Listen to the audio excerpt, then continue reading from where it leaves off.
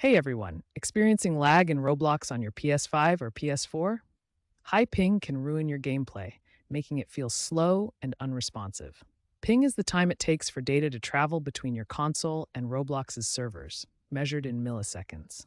Lower ping equals smoother gameplay.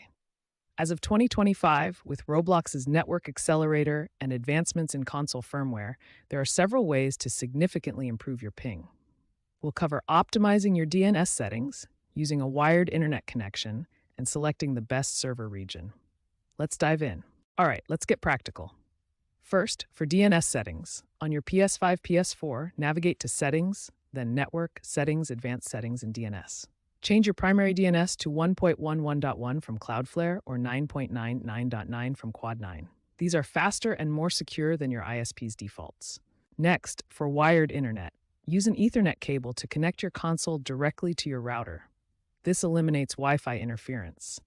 If you have a PS5, use a Cat8 cable for the best performance. Finally, for server region, in Roblox, check the in-game settings to manually select a server region. Choose the one closest to your location.